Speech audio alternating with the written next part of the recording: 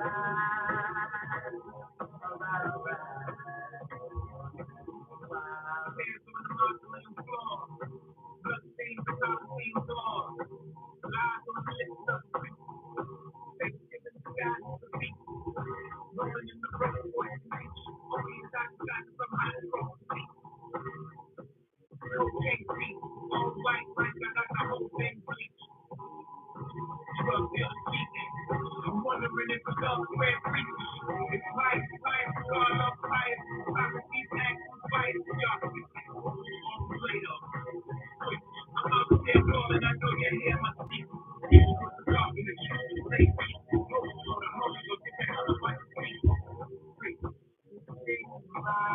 hardest part for me is actually shutting the music off. I noticed that. Every single time. I'm just like, I don't wanna shut the music off. I don't want to shut the music off. But this isn't, this isn't MTV. We actually have to have a conversation. So welcome everyone to this week's Black August conversation. This week is week 3. We're going to talk about train. I'm very, very happy to be joined with Angelo Justice Maddox Jr. To have this conversation. Welcome. You've not ever been to the office before. Nah, it's my first time here. First and foremost, peace to everybody. And thank you for having me. I appreciate it. I am grateful for this moment. And I'm looking forward to an inspiring, impactful conversation, so let's get it. Let's get it. It is Black August for anyone that doesn't know. Black August started back in the 1970s after the assassination of George Jackson at San Quentin. And it literally is about fighting for physical freedom, Black men incarcerated, fighting for their freedom from cages, from chains, and building on a tradition that goes back all the way to 1619. The very first enslaved Africans landed on the shores in August of 1619. And in August, from the very first day, there's been a fight for freedom. From the very first day. But Black August sits on 4 pillars: study, fast, train, and fight. We're focusing on train today. But from previous conversations, we recognize that things are interconnected. It's very difficult to just be like, oh, we're just only going to talk about train because so many other pieces come together. But let's jump into it. Like, for you, someone who is known for running through the streets of Albany, like literally, Yes. 518, what's up? What practices do you use, whether physical, mental, or spiritual, to strengthen yourself on the daily for the life that we live? Well, first, let me say this. I run through the whole capital region. That's true. That's true. And the whole purpose of that is to inspire the community to run and get out and do healthy things and make sure that their body is fluid and staying active and to be at their best health-wise, because we can never allow ourselves to put our health on the shelf. And health is the true wealth, because you can have billions of dollars, but if you ain't got good health, then it all amounts to nothing. The money and don't add up to anything if you're not in great health or good health. In regards to staying healthy and training and having mental wellness, was that the question? Yeah. So physical, mental, spiritual, what does it look like? What are your practices for strengthening in those ways? That is definitely one of them. Everything that we speaking about in regards to training, I see as being set on three pillars. One being your mindset, the second being preparation, and the third being sustainability. So first, you have to have the mind to want to work out and train and make sure that your physical is up to par. But the first thing that takes place is you have those thoughts in your mind. And I stay sharp by making sure that I have daily workouts and exercises that I do on a regular basis to make sure that the body is fully functional. and it's working at its highest level, at this stage, because the more that you exercise, the more that you work out, the better you become, the more prepared you become. But it all starts from your mindset. So you have to have the mind to know that these things are necessary, because everything else falls and follows the things that's on your mind. So you just wrap your mind around working out, training, reading, growing. All of those things are components that needs to be, you know, put into your daily activities, into your life, in order to make it a full uh, circumspect, if you will, or roundness around being the best person that you can be. So the mindset is definitely the first important thing, and then everything goes from there. I appreciate that you already said, training also is about studying, because that came up in the last conversation last week, that study is connected to all of these other things, that when we're training, it's not just our physical, it's not just our physical being, but if we don't first envision that we can do a thing, if we don't create the opportunities to learn about, like if someone's never worked out before, right? Well, you might want to go talk to somebody about it, and not just like jump in and be like, I'm gonna do a thing, but you need to learn it. Like whether you're reading it or you're talking to somebody, or I'm gonna keep saying it. We walk around with computers in our pockets. Right. We can use it for more than TikTok and Instagram. Absolutely. But yeah, that part, and you and I had, talked earlier. I have my own training schedule. Some folks know about. But that challenging of myself, right? Yes. Like, okay, so I made it to running a 13-minute mile, right? Mm-hmm. Like, ooh, that's great. So what does that, is the average? It was the average for like 5 miles. But like, what do I need to do? And like really thinking about myself, because you reminded me, I'm not competing against anybody else. I'm just competing against myself. But what does my training look like to better my time, to better my endurance, to better my speed? I do, though, actually think about it related very directly to movement work. Like when I'm running, I'm not kidding, y'all. I really think about if we end up in like some apocalyptic type scenario where there's reason for me to flee, am I going to be able to run? Right. And it's a little scary, but at the same time, I'm like, I might actually need to run. I might need to physically be able to get myself to safety. Right. So I'm gonna work on my time and my endurance, because like this is where we're at. And Black August emphasizes discipline with fasting and studying and training. What discipline do you think is necessary for us to be able to, live our daily lives, let alone fight for liberation? What does that discipline look like? The discipline of in our daily lives and to constantly fight for liberation is to understand first what liberation looks like for us. If we don't have a clear definition of what liberation looks like, then how are we ever going to get there? And then assessing where we are in that process or in those steps to get in there. And once we assess where we are, then we figure out the map or the tools that we need to put in place for ourselves and as a collective in order to get to that point where liberation is achieved. Like, in a lot of senses, I feel like these words are thrown around loosely and without putting them in their proper context. Like even in knowing that we was going to speak about these things, I'm like, I don't think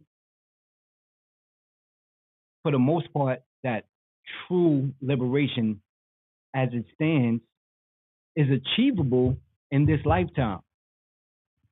But we have to take the steps to get there, and we have to leave our mark and do the things to push the needle forward. in our lifetime so that we can pass the torch on in a better distance, in a better position for those that's going to lead it to the full scale liberation as we see it. But we have to do our part. This is our part that we speaking about right now. Yeah. So like as we assess it and say, hey, we right here. We have a long road to go ahead of us, but this is where we are.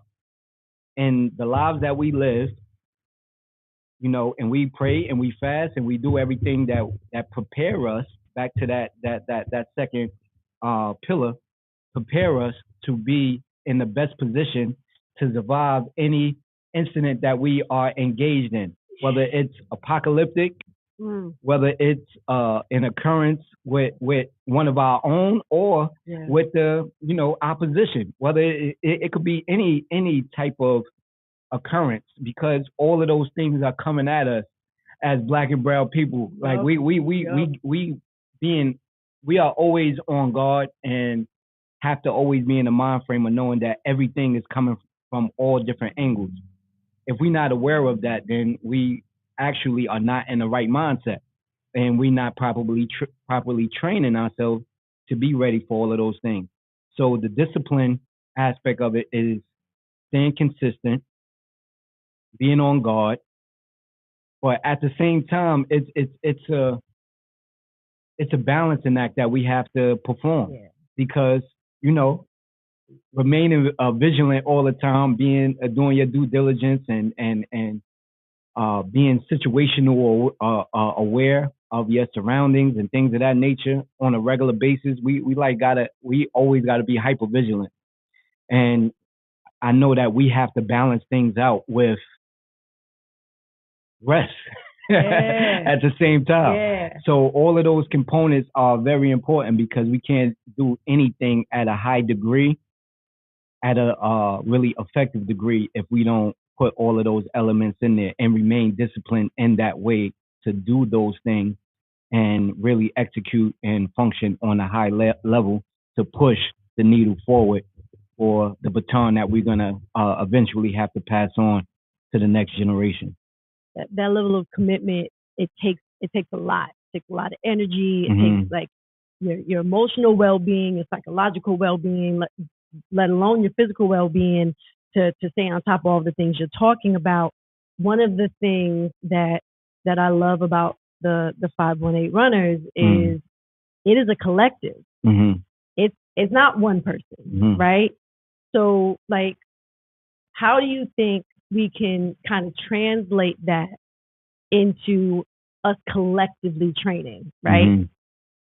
It's one thing to physically be running around and running together and holding each other accountable. How do we translate that mindset of our individual training to all of us, shameless plug, all of us training and holding each other accountable to that commitment? Right.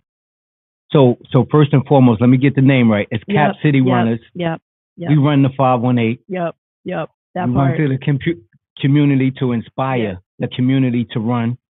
And I think that it's happening incrementally, even on an individual level, but so as well as a collective level, because even with our run group, shout out to Dawn, shout out to Bryce, shout out to Allie, and shout out to all the team members, all the family members that keep Cap City Runners growing and showing ourselves in every capacity, everywhere we go, not just in the 518, but all over, because we damn near stretching out to nationwide, because we done been in a lot of different states and cities and all that, and everywhere we go, we run the city.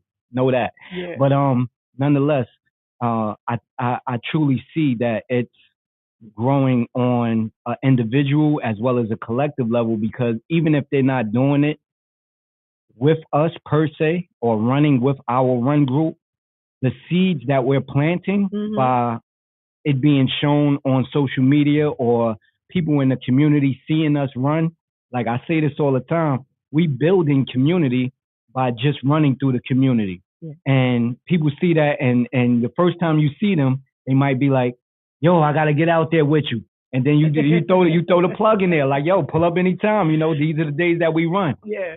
Second time it might be like, yo, no, I mean, I promise you, I'm gonna come do it.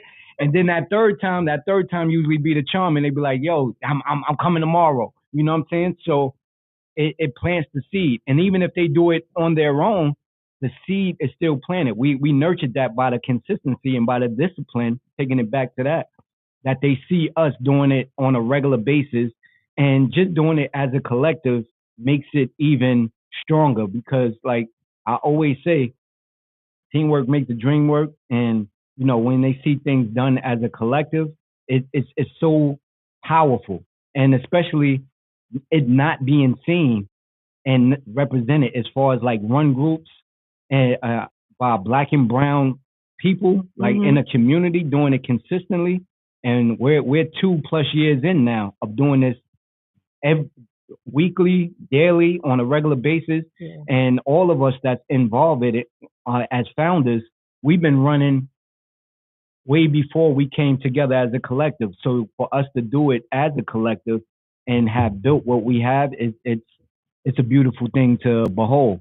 But nonetheless, all of us are being infused with the seeds of better health, running, and any type of working out to make our physicals and our mentals better, because it's intertwined. It's not one thing that's being impacted when we get out there and physically run. Our minds are being improved and sharpened as well.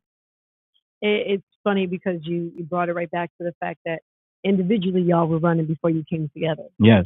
So there was this.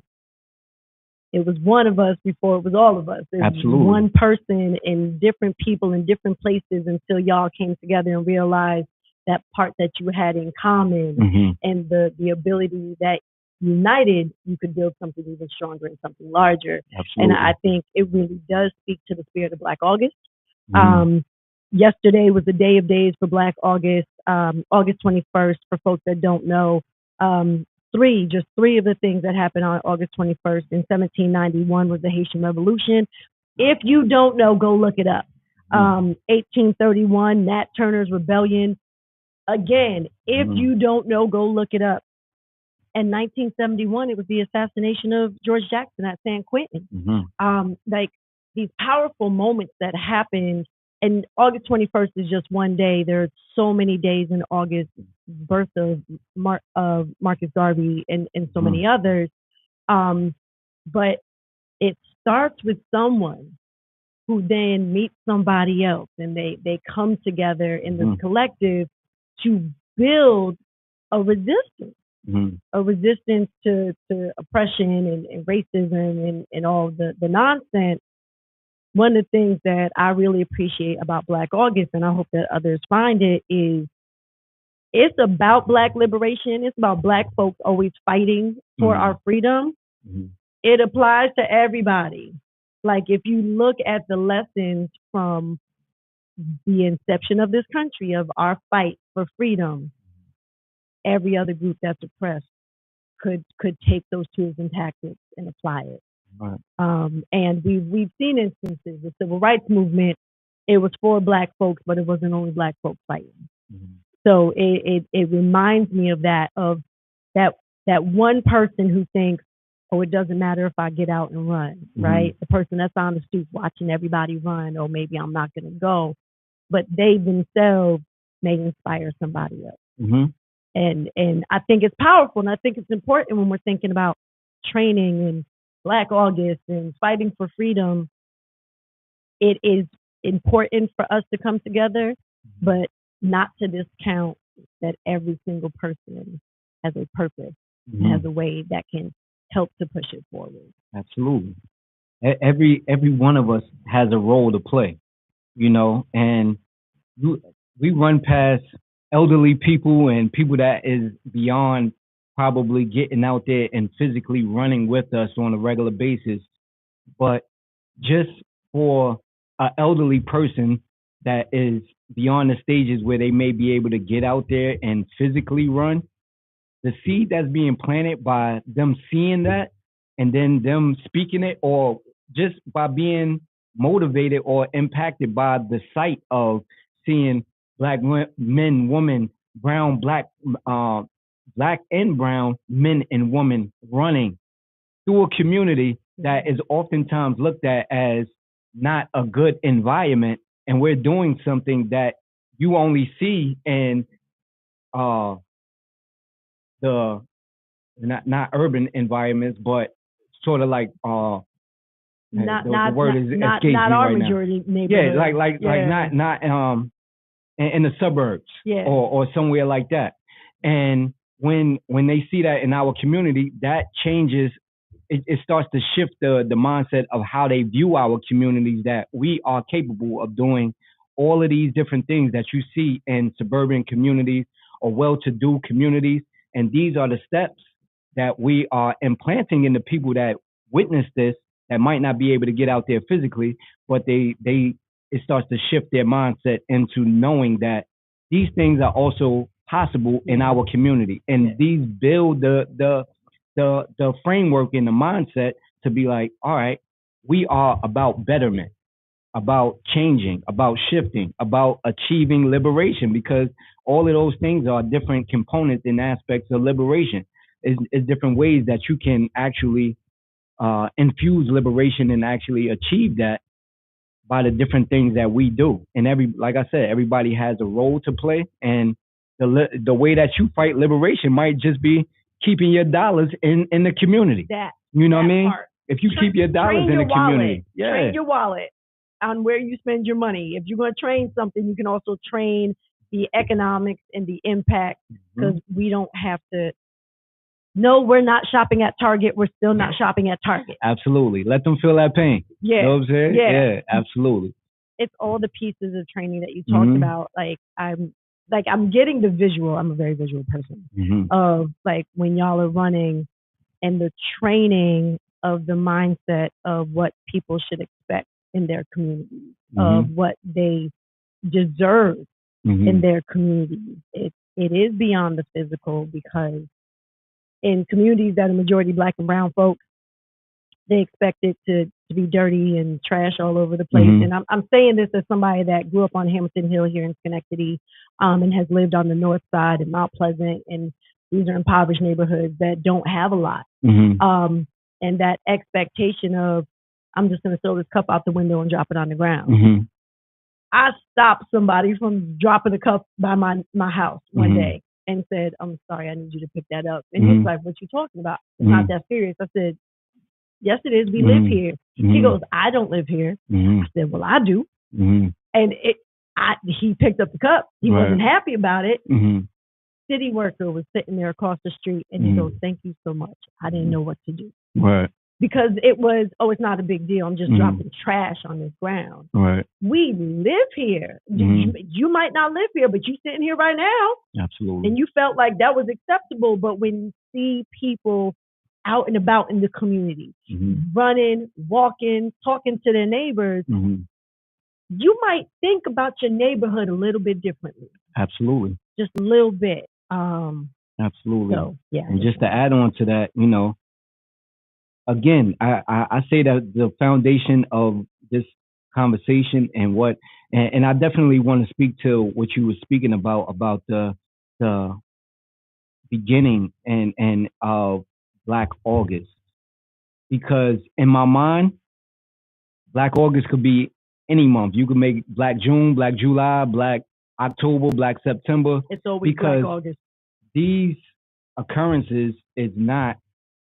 August don't have a monopoly on them, because we can dig into history and pull events and happenings and occurrences from people that within our culture that has fought for liberation, that and either was killed or excommunicated, or did the ultimate to try to achieve Black liberation and fight for the cause in any month. You know what I'm saying? And in any facet of way that they was fighting for liberation. You can pick any month out of the year or any day out of the year, and it would still stand to be true, because we have so many different examples of that throughout our history. It just which is important, side play for us to continuously push and teach our history. Yep. But I didn't know really what the premise of Black August was, and I coming on this month and then being reached out to and invited to speak on your platform. I had to be educated. I had to educate myself. I knew the players Mm-hmm. and the people Mm-hmm. that made Black August what it was, Mm-hmm. but I didn't know that Black August was a thing, like in a sense of like a Juneteenth or a month that we highlighted these things, even though being very in tune with the Soul That Brother and Comrade George and all the especially like Nat Turner and all of these figures that was fighting for our liberation throughout history, all these historical points. I was aware of that, but I wasn't aware of the concept of Black August as a whole. And now that I'm educated about it a little bit more, now that allows me to really see it for what it is and know that, Black August is every day, for that matter. Yeah. And, seeing it even from that frame allows us to know that it is a consistent work towards liberation, because we can't just isolate it to 1 month, because it's about the discipline of it, the mindset of it, and us continuously, fighting for our best. You know what I'm saying? Our best self, even if you want to frame it like that, because it's definitely a humanity thing as well, because even within the Cap City Runners, we have a diverse membership, very diverse. And I'm glad that we do, because it represents all facets of runners and people that want to do things to remain healthy.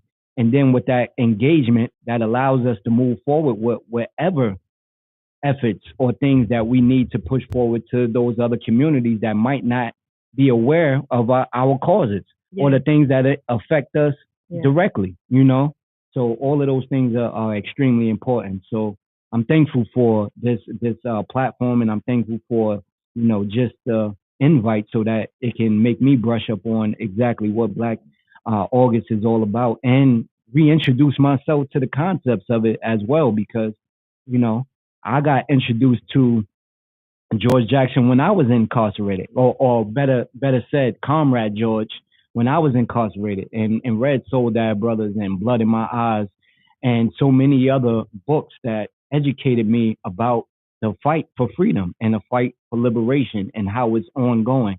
And I'm so thankful for those books, and that's the importance of training our minds to understand the whole concept of what fighting for liberation and remaining diligent and vigilant about these principles. And we will keep training. One of the things that I say very often is, I don't know everything. Mm-hmm. I sure as hell know more than I did 5 years ago, Absolutely. or 10 years ago, or 20 years ago. Because 20-year-old Jamaica was different. It's different. Mm-hmm. Being 50-year-old Jamaica, I'm dangerous. Just a little bit. In a different way, because 20-year-old Jamaica, I'm jumping in no matter what. I'm not thinking. I'm not training. I'm just, there's a problem. Let's go. Mm-hmm. It's different now. Like, hold on, wait. Let's assess the situation. What's the best path forward? How are we going to handle this? And so here we are. We study, we fast, we train, we fight. And I'm definitely really looking forward to the conversation next week. Ronnie Minter is actually joining us. Ronnie Minter is going to be here online talking about the fight for liberation, as her being a formerly incarcerated woman and what that means, because we know too often currently and formerly incarcerated women's voices are not heard. They're not. But we ain't gonna let that stand, not even a little bit. And we keep learning every single day. Like, that was my point about, I know more today than I did, and I will know more tomorrow, because I have that commitment. What is it that I could pick up and read, or what podcast I could listen to, or who can I have conversations with? Because I think folks get bogged down when you say, hey, you need to study, you need to fast, you need to train, that they get bogged down on there's this really specific way that I got to do this thing, and it's somehow I gotta read a manual or I gotta do a very specific class. Mm-hmm. You really just explain to everybody, no, you don't. Right. Right? Like, find your path forward, whether it's talking to somebody, learning online, listening to this conversation, that there's so many ways that we can enrich ourselves with knowledge and information. Mm-hmm. And I think starting with your circle, like who are the people you talk to, or who do you know that you've not had that conversation with, right? I love the fact that I reached out to you and asked you to be on, because we've now had conversations that we hadn't had before. Right. I've learned things that, I wouldn't have learned if we didn't have that conversation. Absolutely. We've known each other, but we didn't talk like that. And Right. everybody else has that opportunity. Who do you know that you've not had a conversation with, that you can talk to and like train your mind, train your body, train your spirit? Because this shit is hard. Absolutely. And if you don't have, you ain't got to be a person of faith, because all of us is fully inclusive. We got atheists and agnostics and all types of folks that join us all of the time. But there is this, you said it earlier, there's a community that we lean on each other. So even if it's not like your religion, who are those people that support you in that way? Yeah, and for the most part, aside from religion and all different walks of faith, it's about principles. Like if you are steadfast in principles and have ethics and integrity and understand the whole thing about humanity and treating everybody humanely, then that's just surface level stuff. It does. You don't have to be any of those other things. You know what I'm saying? If you have those as the foundation, then we good. We solid. We can move from there. Because if those things are absent, then where we going? We ain't going. We no at a standstill. Exactly. No place good. There's nowhere we can go. And I think that one of the things that I definitely, I feel is important to say, taking it back to those three things that I outlined: the mindset, the preparation, the sustainability.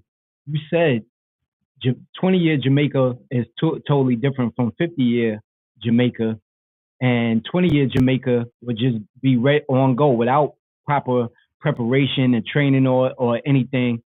And that's important for our youth to understand the difference between those two, because you making that gradual change and modifications within yourself to grow and evolve into the person that you are today is what made your life sustainable.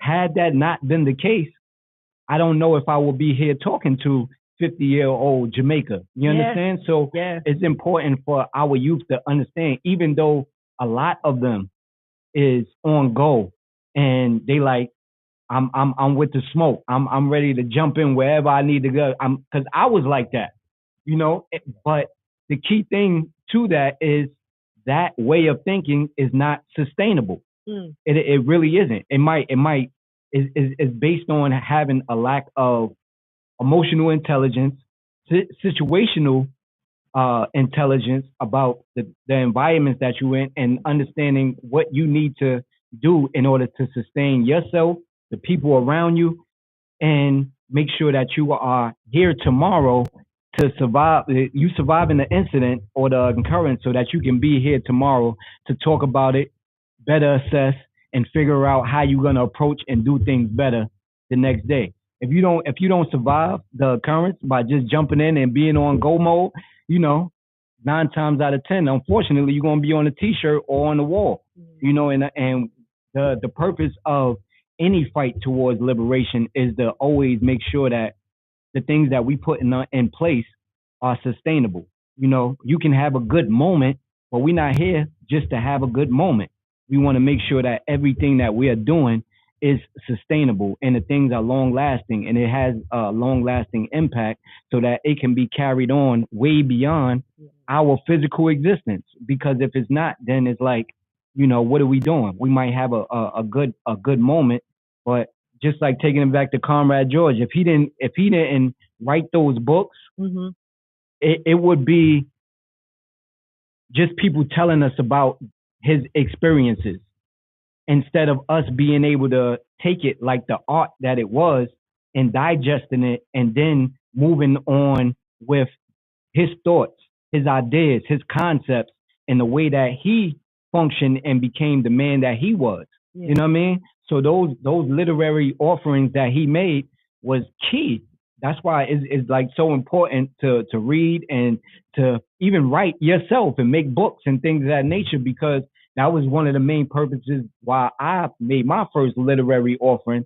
And it's not just a plug, it's a real thing. Change the world by changing yourself, you know, and that was my first literary offering. I'm working on my second one. Okay, but nonetheless, it's very important. My whole mindset behind that was like, you know, I have to have an offering to give to people that they would know the man that I am, or at least know the basic concept that I, you know, condition and train myself and discipline myself around on a regular basis to have the different degrees and levels of success that I have achieved thus far.